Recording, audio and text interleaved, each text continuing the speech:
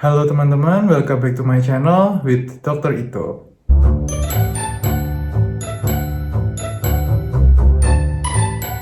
Hari ini aku akan membahas soal satu penyakit yang sering sekali dialami oleh anak-anak muda zaman now, terutama anak-anak muda yang punya ansietas atau rasa cemas yang berlebihan, atau mereka yang punya depresi.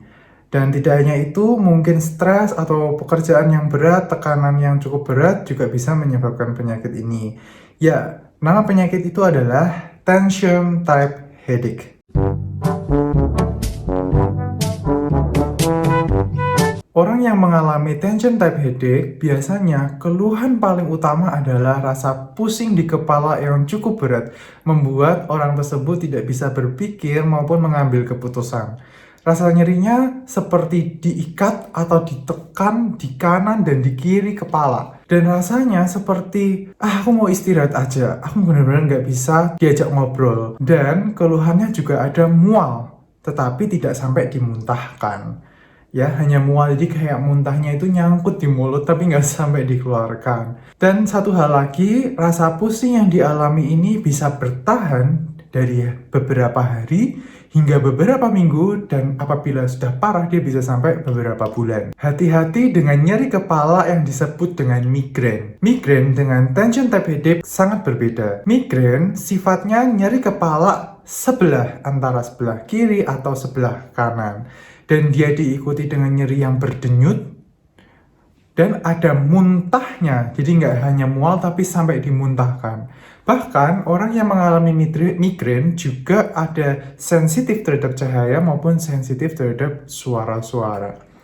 Dan orang-orang yang mengalami migrain ini biasanya bisa jadi diawali oleh aura. Aura itu apa? Aura itu sebuah penglihatan berupa misalnya pelangi, awan, atau bintik-bintik hitam, atau juga bisa kilatan-kilatan cahaya. Nah, itu kita sebut dengan migrain. Apa sih yang bisa menyebabkan rasa pusing yang berat banget pada tension type headache? Jadi, kita punya saraf yang sensitif terhadap rasa nyeri. Dan saraf-saraf itu kita sebut dengan reseptor. Reseptor-reseptor itu ternyata banyak sekali di kepala kita, terutama di pembuluh darah yang ada di kepala kita. Nah, pada orang-orang yang sedang mengalami tension type headache, kandungan nitrit oksida di dalam kepala atau di dalam pembuluh darah meningkat. Dan nitrit oksida inilah yang menyebabkan pembuluh darah melebar, sehingga terangsanglah rasa nyeri itu yang kita persepsikan sebagai pusing. Pusing yang seperti ditekan dan lama, dan rasanya ingin marah atau rasanya tidak bisa berpikir gitu kan. Itu karena pembuluh darahnya melebar dan menyebabkan nyeri. Selain rasa pusing dan rasa nyeri yang ada di kepala, ternyata orang-orang yang mengalami tension type headache juga mengeluhkan rasa pegal atau rasa kaku kencang-kencang di mana? Di otot leher belakang. Nah, ini nih otot-otot leher belakang ini biasanya ikut kaku, pegal, bahkan sampai di bahu ini. Karena apa? Yang terkena adalah otot trapesius. Otot trapesius itu ya ada di leher, bahu, bahkan hingga pundak bagian belakang atas. Dan menurut penelitian, setelah diberikan anti dari nitrit oksida itu, ternyata gejala dari pusing maupun kaku-kaku otot itu berkurang, dan tension type headache itu juga mereda. Lalu bagaimana cara mengatasi tension type headache?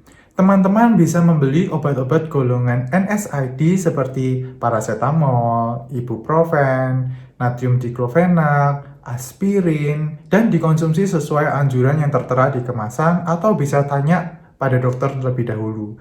Selain itu, karena salah satu faktor risikonya adalah depresi, cemas, maka teman-teman yang merasa memiliki hal tersebut bisa konsul ke dokter jiwa atau psikiater terlebih dahulu untuk mendapatkan pengobatan yang sesuai.